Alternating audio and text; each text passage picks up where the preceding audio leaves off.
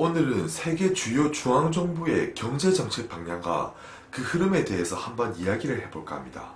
19년 들어서 3월 유럽 중앙은행에 이어 연준도 비둘기파적인 기조를 유지하면서 향후 완화적인 통화정책을 예고하고 있어요.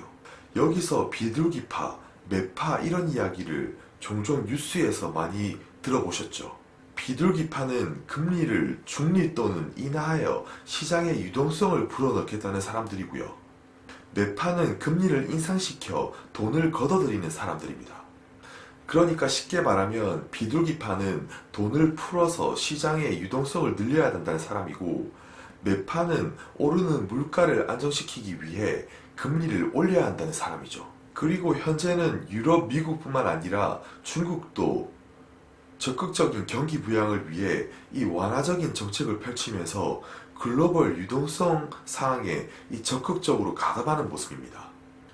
연준은 작년만 해도 금리 인상을 단행하여 물가를 안정시키고자 노력했지만, 이제는 돌연 금리 중립의 태도로 돌아가면서 이 경기에 활력을 불어넣기 위해 노력하고 있는 셈이죠. 그래서 오늘은 세계 주요 나라의 통화 정책을 가늠하여 앞으로의 주식시장을 전망해보고자 합니다.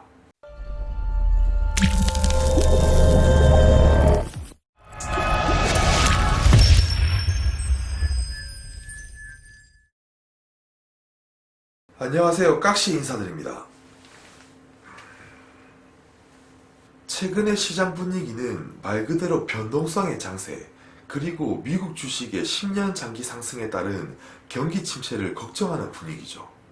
또한 최근 미국 연준의 금리 동결 선언으로 이제는 더 이상 미국의 호황마저도 끝났다고 보는 사람들이 많아요. 그래서 이 부분에 대해 댓글로 문의를 해주는 분들이 많더라고요. 그래서 오늘은 각국의 통화정책 방향을 10분 남짓한 영상으로 설명을 해드리고자 합니다. 앞으로도 영상을 제작하는 데 있어서 구독자분들의 시간 전략을 위해 최대한 쓸데없는 말은 축소하고 핵심적이고도 쉽게 설명해 드릴 수 있도록 하겠습니다. 물론 이 구독과 좋아요는 한번 꾹 눌러주시길 부탁드리고요. 우선 세계적인 시장에 가장 큰 영향을 미치는 중국, 미국, 유럽의 현재 상황과 통화정책에 대해 정리해드리고, 이를 바탕으로 주가 전망에 대해 살펴보도록 할게요. 중국은 사실상 2015년도부터 작년 말까지 부채 조정을 위한 강도 높은 긴축 정책과 기업 구조 조정, 이 관세 인상의 영향으로 말미암아 GDP 연간 성장률이 6.4%까지 낮아지고, 중국의 제조업 PMI 지수는 18년부터 줄곧 하락해 경기의 위축과 회복을 가늠하는 50선 이하까지 하락했지만, 이 최근부터는 완전히 태세의 전환을 갖춘 모습을 나타내고 있어요.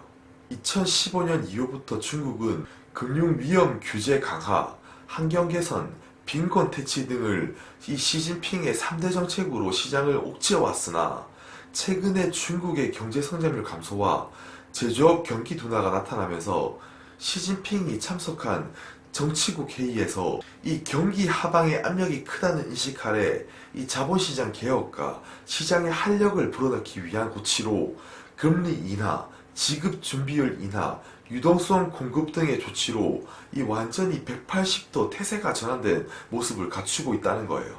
그리고 올해 3월에 유럽 중앙은행은 통화정책회의에서 경제 전망을 하향 조정하고 이 완화 정책을 발표했죠. 그래서 기준금리 가이던스는 본래 여름까지 현 수준 유지해서 올해 연말까지 현 수준 유지로 변경하면서 이 시장 안정화를 위해 최선을 다하는 모습입니다. 또한 이 틸트로 3를 다시금 시작할 계획이고, 이 틸트로는 참고로 민간 대출을 확대하기 위해 시중은행들에게 저금리의 자금을 장기로 대출해주는 이 완화 정책인 셈이고요. 또한 미국의 연준도 그냥 비둘기 태세가 아닌 완전 큰 비둘기 태세로 전환을 했죠. FOMC 전망표를 보게 되면 작년 12월만 하더라도 올해 기준금리 인상을 전망 이해로 전망했었는데, 돌연 3월에는 연내 동결로 크게 하향시켰어요. 이는 역으로 보게 되면 경기 상황이 작년에 예상했던 것과 달리 각종 경제 지표가 둔화된 이유이기도 하고요. 이를 또 역으로 생각해보면 그 이유로 인해 주가가 18년 말까지 이어지면서 하락하게 된 원인이기도 합니다.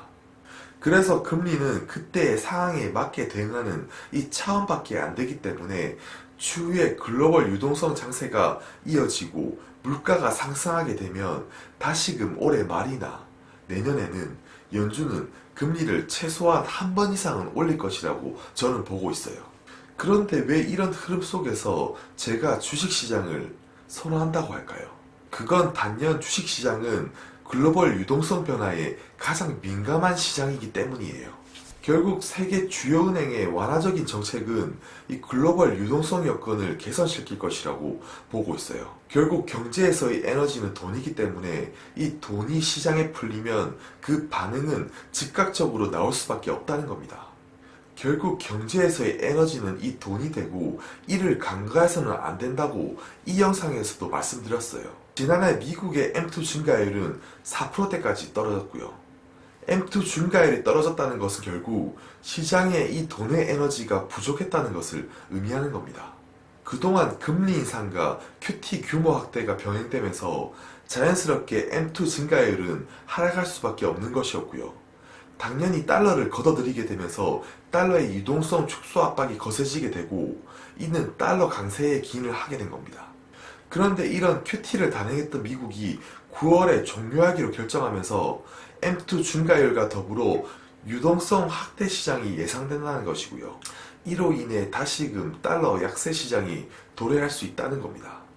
그동안 달러 인덱스 상승을 주도했던 유로화 약세도 앞으로 진정되거나 반등 전환할 가능성이 높다고 보고 있고요. 유로존 경제 지표들이 하락에서 벗어나 경기 저점 신호를 보이고 있다는 거예요. 이 유로존 ZEW 경기 전망 지수는 유로존에 대한 향후 6개월간의 경제 전망의 상대적 수준을 평가한 것으로 0보다 크게 되면 경기 전망을 낙관적으로 보고 0 미만인 경우 비관적임을 나타내는 지표인데 이 지표가 19년 1월 들어서부터는 가파른 반등 신호를 나타내고 있다는 거예요. 물론 달러 약세가 시동을 거는데 조금 시간이 걸릴 수는 있지만 미국 연준의 QT는 5월달에 한 단계 축소될 예정이고 이때쯤이면 유로존의 경제지표나 유로의 저점 신호도 약해질 것으로 저는 보고 있다는 겁니다. 이 말인즉슨 달러 약세가 시작된다는 시점이겠죠. 달러 약세 기조가 진행되기 위해서는 결국에 연준의 정책 방향대로 금리 중립과 QT 축소를 통하여 이 달러의 유동성 팽창과 더불어 미국 이외 지역적으로 순환적 경기 반등의 신호가 올 것이다라고 보고 있으며 그 가능성은 무엇보다도 상당히 높다고 보고 있다는 거예요. 그래서 이런 상황에 대비해서 도대체 어떤 섹터의 종목을 들고 있으면 좋을까요? 그럼 이런 유동성 장세와 더불어 달러 약세 시장에서 어떤 섹터가 가장 높은 상승가격을 띠며 주가 상승을 불러왔을까요? 그것은 단연 산업재 및 소재 관련주들이 달러 하락에 따른 이 역상관 관계가 크다는 겁니다. 특히나 경기 민감 소비재, 필수 소비재, 산업재, 소재 등에서 이 달러 하락, 물가 상승과 더불어 가장 역상관관계가 깊음을 볼 수 있고 이는 우리나라의 시장뿐만 아니라 세계 시장에서도 동일한 흐름이 나타난다는 것은 이 부인할 수 없는 이 사실이라는 거예요. 결국 올해 증시는 암울한 전망들과 좋지 않은 상황이 연속적으로 이어짐에도 불구하고 상승 장세가 이어지고 있다는 것이고 마치 지금의 상황이 버블이 끼어있는 주식시장처럼 곧바로 경제위기가 온다고 말하지만 최근 몇 년간은 전 세계적으로 미국만의 호황이었을 뿐 이 신흥 국가들에게는 이 10분의 1만큼의 상승도 오지 않았다는 것이고 신흥국에도 봄날은 저는 올 것이라고 보고 있다는 거예요. 끝으로 오늘 영상은 여기까지 하기라고요. 영상이 조금이나마 유익하셨다면 이 구독과 좋아요 그리고 알람을 설정해 주시면 바로 최신 영상을 받아보실 수 있습니다. 이만 또 인사드리고 다음 영상에서 뵙도록 할게요.